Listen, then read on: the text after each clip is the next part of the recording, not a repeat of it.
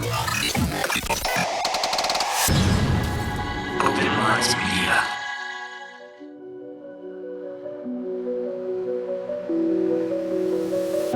Just a quick update for you guys, considering that we weren't able to record an episode last week because our usual recording day is Thursday, which was Halloween last week. This week's episode is actually going to be our live podcast from Cryptid Halloween 3. And of course, next week, we'll give you some updates on how that event went, of course. But as for this week, enjoy the episode. Hopefully it isn't covering too much stuff we've already covered, and hopefully you guys enjoy it. What's up, everybody? Welcome to Cryptid Halloween 3, the last speakers of the day, Mr. Shayn Squatch and the Big Bad Boo Daddy Orin Felix from Bizarre Encounters podcast and Inquiries. Well, I would guess it would be Open Minds Media, technically under the umbrella 2 podcasts, but amazing guys, amazing podcasts. Hope you enjoy. Indiana County 911. My brother's gone. Can you be a little more specific, sir? He took my brother. Who took him? I don't know who took him. I don't know what. Sir, they've done. Take a breath. Explain to me what happened. And I looked out and there was this big red blinking UFO. I can just say this. Something's going on in the woods. Something's going on. They're not dogs. They're not coyotes. What could it be, right? I had an encounter with a skunk ape, and it completely altered the course of my life. I found a skull. I think you guys are going to want to come film this. Put them out. I just see it. Sightings of a UFO hovering over a barn. Millie woke up from a dream, and when I went into the bedroom, she said there's a monster on the wall. They saw that the creature had run through a barbed wire fence. They were able to obtain hairs. They sent the hairs to their lab, and it came back as an unknown creature.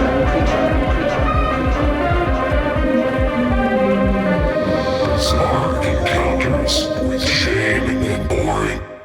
What is up, guys, and welcome normally back to the most bizarre show on the internet. But today, we're doing a live podcast, so stuff's going to be a little bit different than how we normally run it. So for all the people that are in front of us listening, of course, we are Bizarre Encounters, and for anybody that's going to be listening on the internet later on, you guys are assumably already familiar with us. But since we're doing this as a live presentation, figured we should start with a little bit of our background about ourselves so you guys are familiar with us. So first, I'm Shayn. I guess I will let Orin go first, though. So Orin, why don't you tell them a little bit about your nickname, I guess, and a little bit about yourself before we start up. All right, so my name is Orin Felix. I am from Raleigh, North Carolina. Kind of have always been interested in aliens and cryptids and all kind of weird stuff like that.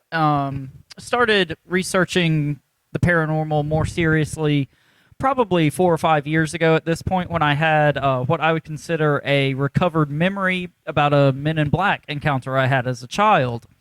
And so after that, me and my partner Jenny, we started going to more festivals and conventions to try to meet people and network. And through that, one thing led to another, and I met Shayn here, and he invited me to be a co-host on his show, and that is where we're at now. So Shayn, take it away. A little bit of background on myself. I originally started my podcast about 3 years ago, which is Inquiries of Our Reality, and that was my solo show. And then from there, that one ended up being more interview style, so then I ended up moving into another show called Bizarre Encounters that we do a lot of our deep dives and everything. Originally, there was a different host, so it was more interview-based, but since Orange joined the show, we've dived into doing a lot more deep dives and research into things. But since then, I mean, we've been expanding for the past 3 years or so. We both go out and do our own research and stuff, and we both had our own experiences, of course, which has eventually ended up leading to the show itself. But as far as today goes, considering that we are in West Virginia, we're going to be covering Cryptids of West Virginia. And of course, the best place to start, considering who's putting on the event, is Snarly Yow. So the first one we're going to be talking to you guys about today is the Snarly Yow. So just to give you a brief history and description, according to Appalachian folklore, the Snarly Yow is a ghostly black dog-like creature. Reports on the creature date back to the 1700s and originated with early German settlers to the Potomac Valley. In one early account, German settlers claimed to encounter a creature they described as a cross between a dark ghost and an English hound. Furthermore, they claimed that the creature, who behaved as both a shadow and a vicious wolf, attacked humans and livestock. The name Snarly Yow is derived from the word snarl, which means to growl with a snapping, gnashing, or display of teeth, and yow meaning a loud long, mournful wail or howl. The Snarly Yow shares many similarities with European black dog legends, such as the English black shuck and the Irish cwsych, which means fairy dog. And if anybody is interested in hearing a little bit more on the English hound, the black shuck, at one point we did an episode on that one. It's about an hour and a half, so if everybody wants to kind of learn a little bit more of the backstory for that, you guys can go back and listen to that episode on our show. But diving back into the Snarly Yow, the Snarly Yow is often described as having snarling red mouth, glowing red or yellow eyes, large teeth, and large paws. It is commonly believed that the creature is not a fully physical entity, but rather some sort of phantom or spectrum. In fact, objects such as bullets or even cars have said to pass directly through the creature. Allegedly, the Snarly Yow also has the ability to appear and disappear out of thin air, and the ability to change size, and the ability to change color. In some reports, the creature is even associated with devils, demons, and witches, and some even believe it to be an omen of death. However, it has been claimed that the creature serves as a protector to travelers, changing or reversing their course to avoid dangers on the road. Sightings of the Snarly Yow continue to the present day, and frequent reports of dog-like creatures chasing cars in the area around Harper's Ferry, West Virginia, and South Mountain, Maryland. And usually when we do the show, we kind of talk about some stuff a little bit on the mix of this one. As far as like what we've kind of come up with this one is there's a lot of stuff that ends up coming into this one that comes from European folklore. And we've had a lot of different people on the show kind of talking about this. And one thing that we've kind of come up to is that we kind of think that the reason a lot of this stuff blends is because of obviously a lot of settlers coming. They're sharing stories. They bounce different ideas back and forth. So you end up getting kind of this smorgasbord of folklore. And I guess, Orin, do you want to make any comments on this before we continue on? Yeah, I'll just add that, like Shayn said, we think a lot of these, especially older cryptid stories, they could be based off of a real creature or a real sighting that people had, and then throughout the years, through the game of telephone, it kind of gets spun into, you know, something like a werewolf. It could have started off with a dogman-like creature, and somebody said something to the effect of, oh, it walked like a man, and then that got spun into it could stand up and turn into a man. So just kind of issues of language is what we talk about a lot on the show, and how in a lot of these encounters and reports, people are talking about the same things, they just decide to call them by different names. And specifically talking about the werewolf stuff, I mean, when it comes to a lot of the dogman stuff, that seems to be one of the really, really popular cryptids nowadays. And for a lot of people that are into Sasquatch and stuff, it just seems a little bit out there. But I think that's because most people are kind of coming at it with the whole concept of like werewolf folklore, where most people have this idea about this thing becoming a human and then physically changing into something else. But we don't necessarily ever think that was the case. Kind of like what Orin was saying, we think that if these creatures are out there, they are what they are. They're not shape-shifting into something else. And it's just a matter of somebody saw something that had humanoid-like features, so then they started kind of putting this whole idea that it was a human, and it started shape-shifting into this totally different other creature.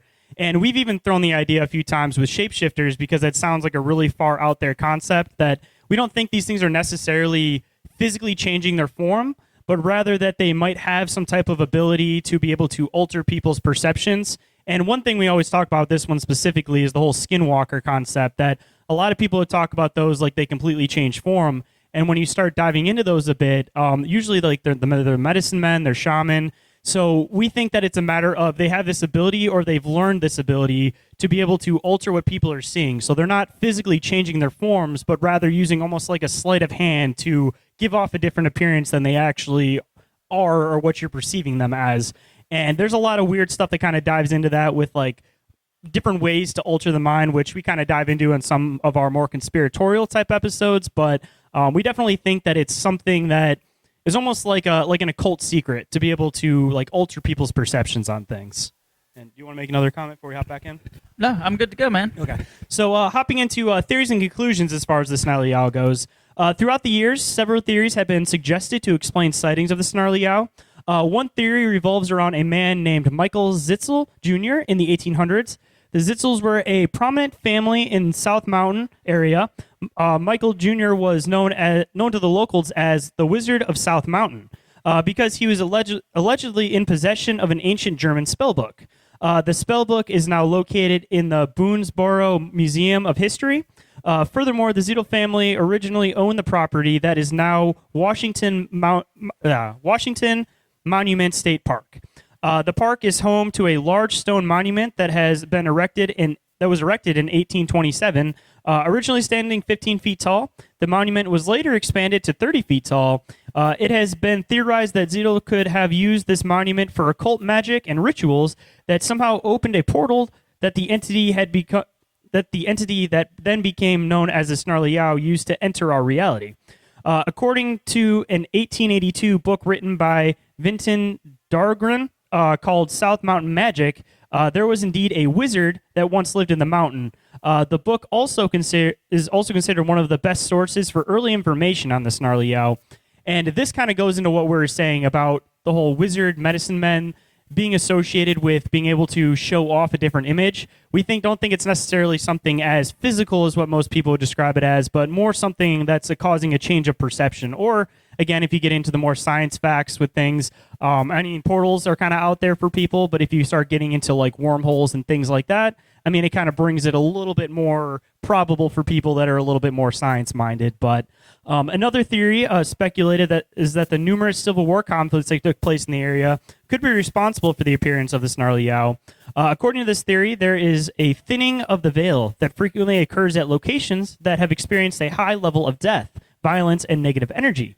These locations or window areas are hotbeds for hauntings, cryptid sightings, and other high strangeness.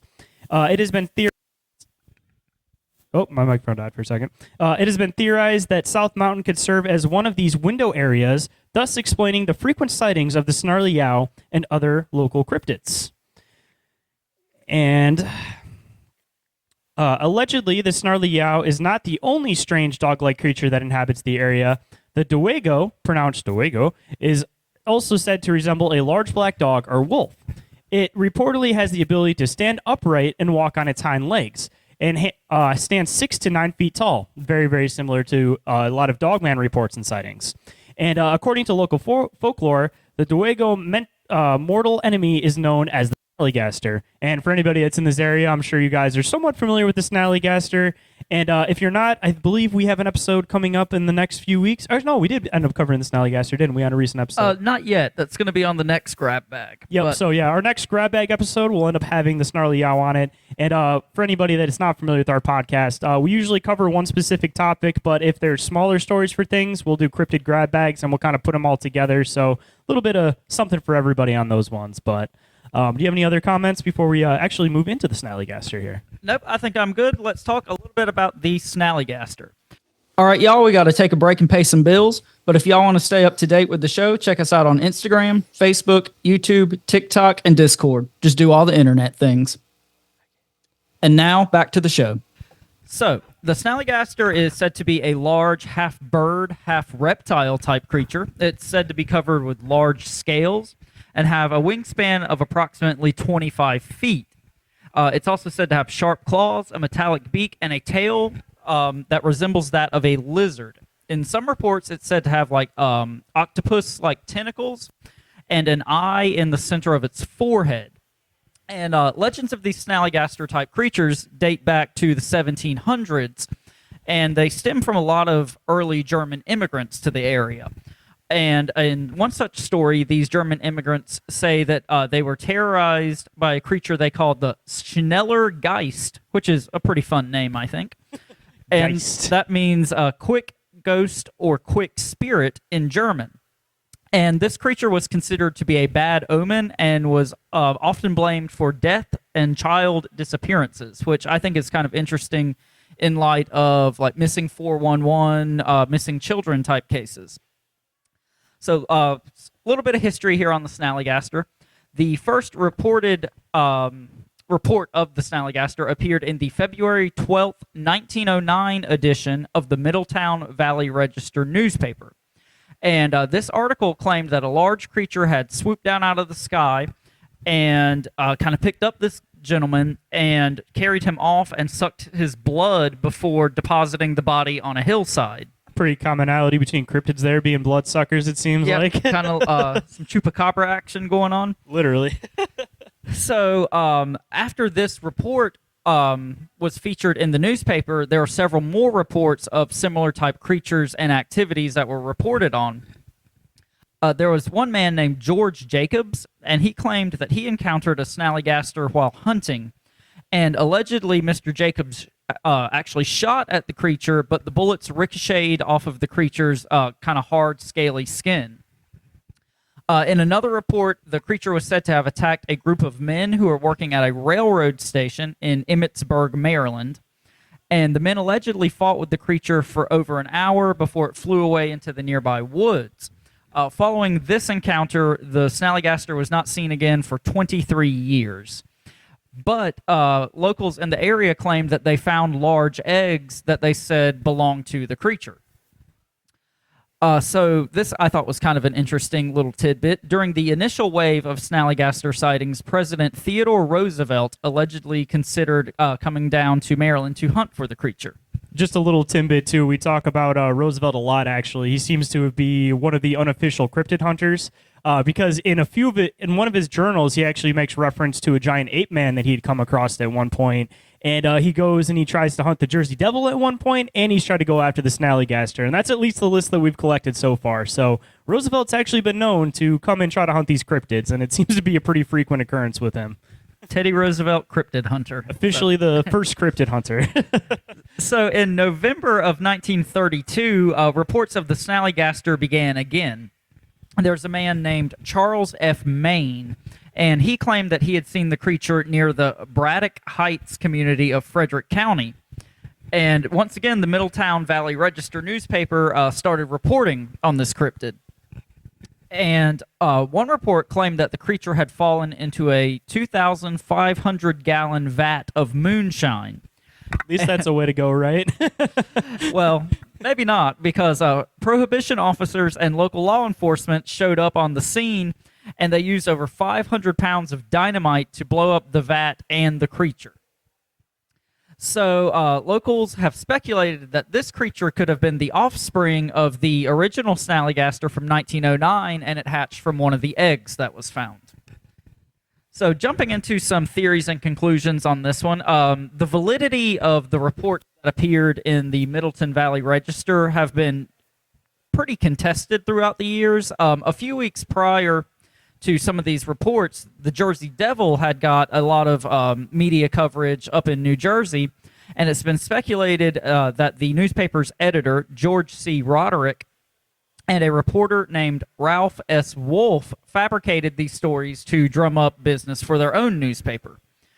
And furthermore, the man who reported the first Snallygaster sighting was a local author, and his name was Thomas Chalmers Harbaugh. And he wrote over 650 nickel novels in his career, and he was also best friends with George C. Roderick, who was the editor of the newspaper.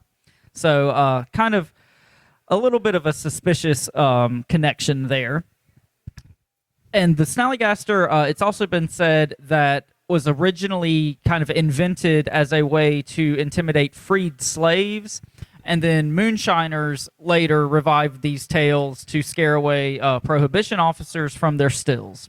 But weirdly enough, ended up sending a whole new group of people into the woods hunting for this thing, so they kind of caught themselves on that one.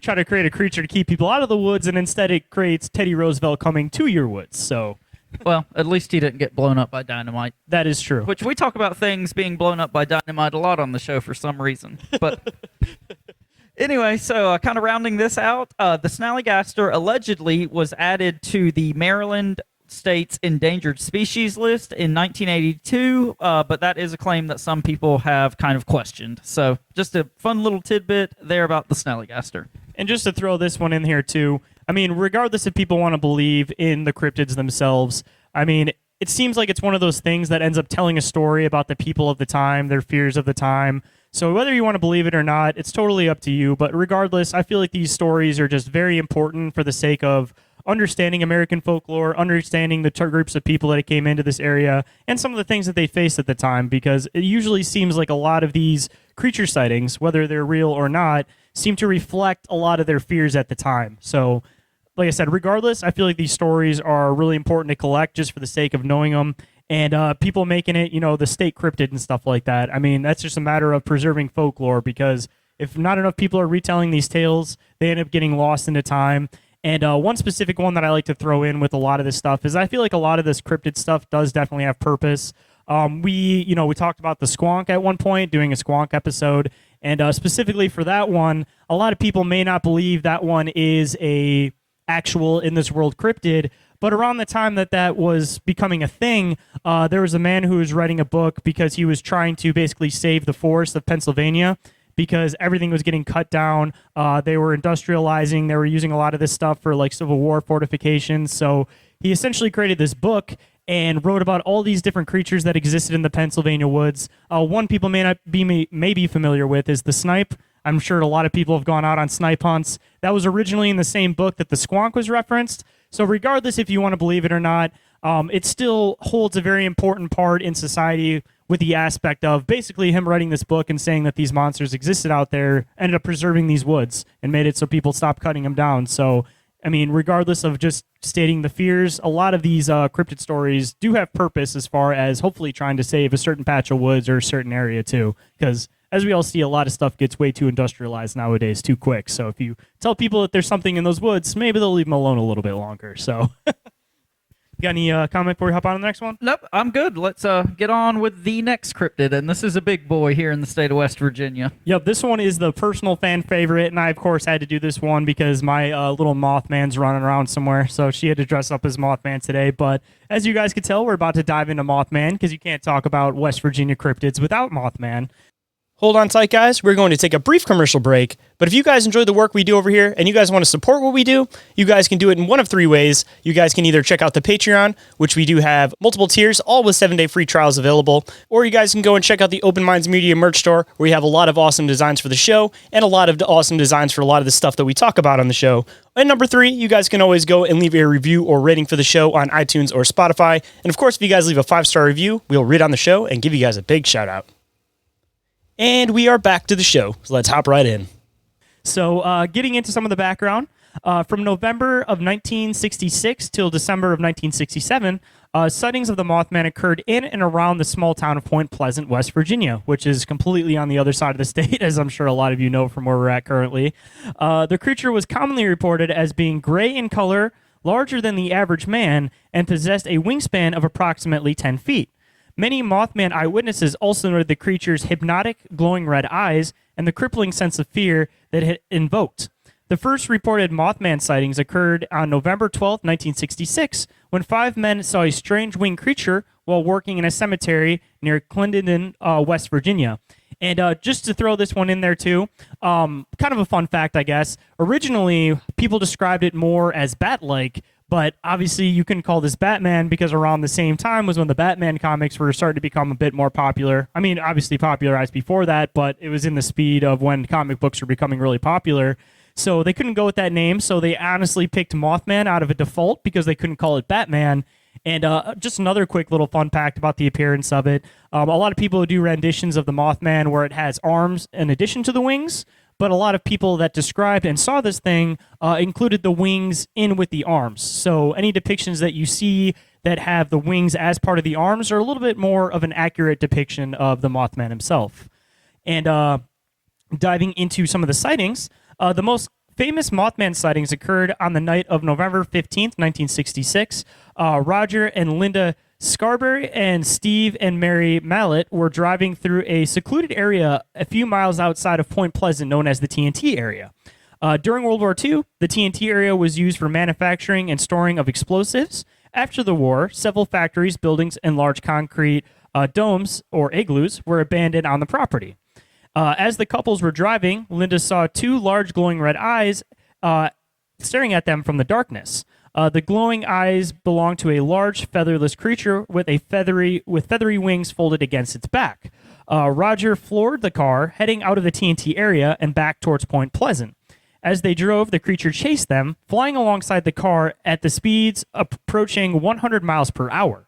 The creature disappeared once the car reached the Point Pleasant city limits, and the Scarberries and Mallets went straight to the Mason County Sheriff's Department and reported their story.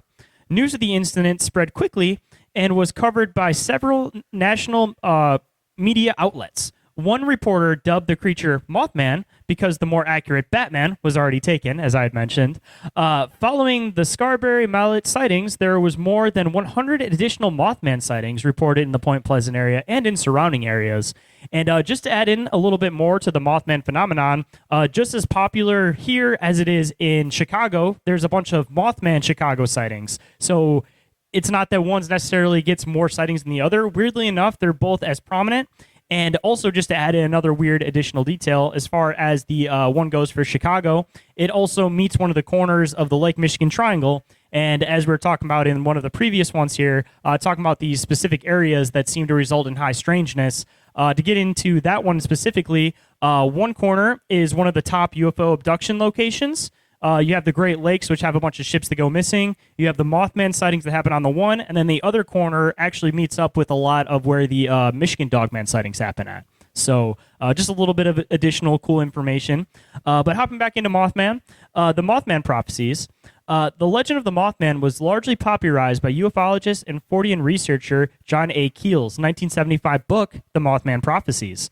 And if anybody wants to dive into the Mothman prophecies a bit more, at one point, Orin here put together a 3-part series on the Mothman prophecies. And I don't know if you want to side tangent a little bit to talk about the Mothman prophecies with not actually being fully related that much to Mothman. It's more so just like a little side character through the Mothman prophecies. Yeah, so in the course of our 3-part series on the Mothman, we kind of joked that the Mothman Prophecies book doesn't have a whole lot of Mothman or a whole lot of prophecies in it. It's mostly about kind of strange UFO sightings and Men in Black encounters and a lot of John Keel's thoughts and opinions on the larger paranormal phenomenon as a whole. So, not much Mothman in the Mothman Prophecies, but there's a little bit there. And Shane, you can tell them a little more about that if you'd like. Just like the movies, weirdly enough. Not enough Mothman in the Mothman Prophecies. In the book, Keel documents his own personal investigation into the Mothman phenomenon, as well as detailing UFO sightings, precognition, and encounters with the Men in Black that were experienced by Point Pleasant locals. Keel also noted that the Mothman sightings in Point Pleasant seemed to stop following the infamous Silver Bridge collapse. During rush hour on December 15th, 1967, the stoplight on the Ohio side of the Silver River Bridge malfunctioned, causing traffic to become backed up and stuck on the bridge. At 5:04 p.m., the Silver Bridge collapsed, resulting in the tragic death of 46 people. After an extensive recovery effort, engineers determined that the cause of the collapse was metal fatigue and structural failure. However, it had become theorized that the Mothman sightings acted as some sort of harbinger of doom, foreshadowing the tragedy.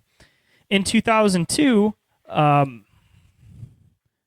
Mothman Prophecies was adapted into a feature film starring Richard Gere, which honestly didn't have enough Mothman, as we previously mentioned. A lot of prophecies, not a lot of Mothman on that one, too. But going into some theories and conclusions, it has been suggested that some Mothman sightings could have actually been misidentified barred owls and eyeshine. And it seems like with a lot of this phenomenon, we joke about it on the show all the time. Let you go over our mini list that we got going on here on what our common causes for things are here. But well, owls is a big one. Anything that is a strange cryptid, it's probably going to be blamed on owls. Or heron. Yeah, the sandhill crane. We're going to talk about that here in a second. But something we talk about on the show a lot is when people are trying to give a quote-unquote rational real-world explanation for some of these strange cryptids, at some point it becomes harder to believe the explanation than it does to believe that maybe just something legitimately weird is going on. And one of our other common ones, at least for UFOs and everything, is that it's always swamp gas, it's always a weather balloon, it's always something, but what was that one meteor? Yeah, that's a good one. What was that one really ridiculous one that we got into at one point where it was just like we're really gonna hard? Talk about it in a second. So okay, perfect. That's going to be in our next cryptid. So let's see, diving back in here, as responsible for the Mothman's famous glowing red eyes. Another theory is that the Mothman was a misidentified sandhill crane. It is also theorized that the sandhill crane could have been a similar size to the creature reported by eyewitnesses, and that the reddish flesh surrounding the crane's eyes could be responsible for the reports of glowing red eyes. While the Mothman sightings in Point Pleasant seem to largely follow the collapse of the Silver Bridge, sightings of similar creatures began in Chicago, Illinois in 2017. The reportings were collected by Fortean researcher Lon Strickler for his website phantomsandmonsters.com. And if anybody wants to check into Phantoms and Monsters a little bit, Orin and I are actually both part of the Fortean research team. So we definitely take in some really interesting stuff, and he takes in not just Mothman and cryptids, but any type of weird encounter or sighting that anybody's reported. So definitely a good website to check out if you're interested in this kind of stuff. But I don't know if you have any comments you want to hop into before we hop into the next cryptid we're going to talk about today. No, I think I'm good if you are. Perfect. So we're going to hop into another big fan favorite, but Orin, I'll let you hop into this one. Hold that thought. We'll be right back after this brief commercial break. But while we're on commercial break, if you guys don't mind checking out the sponsors of the show, I Know Squatch, Cryptotheology, Snarly Yow Natural Products, Oregon-ite, Dimension Devices, and Big Ape Threads. All information and discounts are available in the show description. Now back to the show. All right, so we're going to close out our little live podcast here today with the Flatwoods Monster. So the main Flatwoods Monster encounter occurred on September 12th of 1952, of course in the town of Flatwoods, West Virginia. On that evening, there were 6 boys that were playing football in the schoolyard of the Flatwoods Elementary School. The group consisted of brothers Eddie and Freddie May, Neil Nunley, Tommy Heyer, and Ronnie Shraver. And also there present with the boys was a 17-year-old National Guardsman named Eugene Lemon, and Mr. Lemon had his dog there with him as well. So at around 7:15 p.m., the group of boys saw a bright object streak across the sky, and it landed in a field on a hillside on the property of a farmer named G. Bailey Fisher. So after the boys saw this strange object land, they ran to the home of Kathleen May, who was Eddie and Freddie's mother, and they told her what had gone on, and the boys were in such a state of kind of shock and panic, she believed that they had legitimately seen something. So she suggested that they all go to the farm to investigate. And when they reached this hillside on the farm, they discovered a large oval craft. The craft was approximately 25 feet in diameter, and it emitted like a pulsing reddish-orange light. There was also a heavy mist in the air and the smell of burning sulfur, which is very common in all sorts of cryptid and high strangeness, even hauntings, and some Bigfoot encounters even. Specifically Snarly Yow, too. Any type of black dogs. Sulfur always is a smell that's referenced in these sightings. Yep. Basically, anything weird you're talking about, there's a high probability that a sulfur-type smell is going to be present. So, jumping back in, there's this heavy mist in the air and the smell of burning sulfur, but the group heard movement to their left, and Eugene Lemon used his flashlight to shine a light on what they described as a 10 to 12 foot tall robotic entity that was levitating off the ground. According to reports, the monster had a round, red face that was surrounded by a dark-colored helmet or hood, and it was shaped like the ace of spades. It was also said to have glowing greenish-orange eyes and small claw-like hands, and the monster's body was said to be made out of a black or dark green metallic material, and the lower body was said to resemble a long pleated skirt. The monster hissed and glided towards the group and sprayed some sort of oily substance on them, which caused them to flee the scene. Did you have something to add, Shane? Just what's that oily substance? I mean, but it seems like with a lot of the Flatwoods Monster gets grouped in with cryptids, but it obviously seems to be a little bit more extraterrestrial. And the whole extraterrestrial concept, I know everybody has the typical idea of like little green men, these little alien type beings, but it seems like none of them have that much of a solid similarity as far as appearance goes.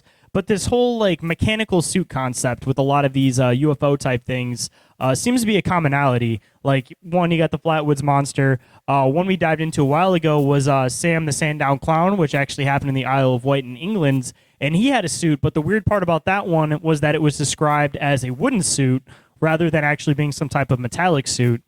And diving into something a little bit more current, there was a string of sightings that was happening in Peru that people have been calling the Peruvian face peelers.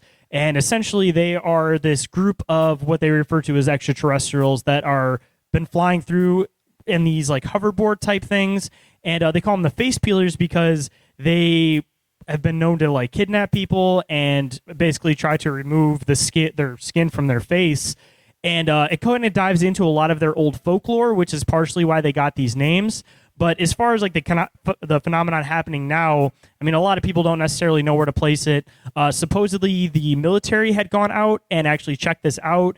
But another researcher named Tim Alberino actually personally went out there, and he said that the military had never shown up. They pretty much left this tribe to basically figure this stuff out on their own. I think the sightings have somewhat tapered off, but they may still be going on currently, as far as I know. And one of the main ones that had happened with this was that there was this young girl who kind of started the whole thing, where they basically put this like cream on her face. They grabbed her and they were trying to do the process of face peeling. And she ended up getting away from them before they were able to do this. She left with some lacerations and stuff on her neck. She was really, really scared to like tell her story to anybody that was going out investigating this. But she had mentioned the fact that she had heard them speaking Spanish, but it didn't sound fully correct. So either one, you kind of have this weird phenomenon, which seems to be the back and forth with the extraterrestrial stuff of, is it humans with advanced technology, or is this actually some other type of being coming from another place, from another location, be it that some people believe it may even be somewhere that's on our planet that we're just not familiar with, or these things be coming from underground or whatever. But regardless, when you dive into this UFO type stuff, you definitely have to take into consideration of there being a portion of it that is more than likely probably some type of human interference. But you got any comments before we hop back in? Nope. We'll jump back into the Flatwoods Monster and the aftermath of the main encounter. So the next morning, the Braxton County Sheriff's Department and West Virginia State Police officers arrived at the farm to investigate. They discovered that the grass where the craft appeared to have landed was mashed down, and there were 2 large skid marks and a dark, greasy substance on the grass. Which Not that great at flying the ship, apparently. You got to landing, do a little skid, and they're trying to make an evasive It was maneuver a rough there, right? landing for them, but it's been speculated that this oily substance could have been the same substance that was sprayed on the group of children when they encountered the monster. So following the encounter, the eyewitnesses reported trouble breathing, nausea, vomiting, and irritation of the eyes and throat. And all of these things are kind of common in UFO encounters. And again, this mist or oily substance could be responsible for these symptoms.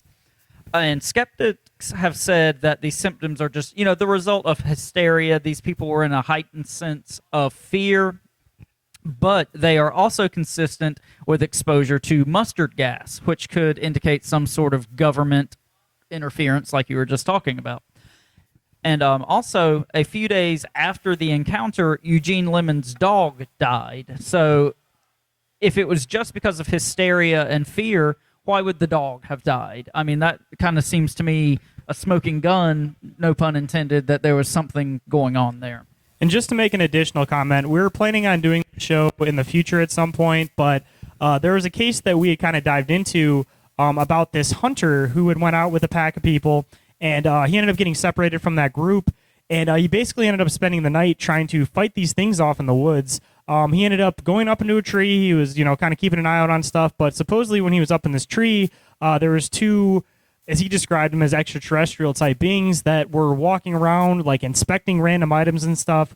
So this guy, being a bow hunter, was trying to figure out what was going on with these things. So he started like throwing stuff that was in his pockets, change, lighters, like whatever he had in his pocket.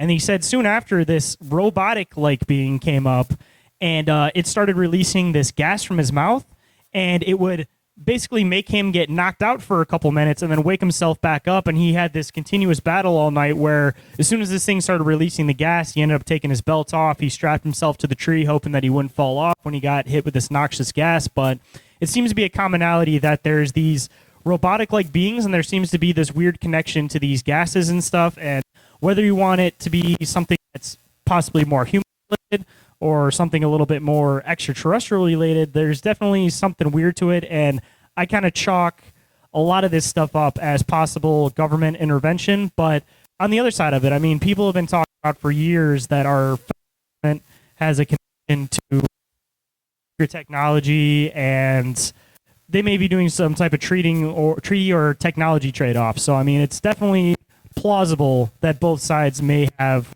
the technology. All right, y'all. Last ad break for today's episode. And now back to the show. All right, so kind of rounding out the Flatwoods Monster here.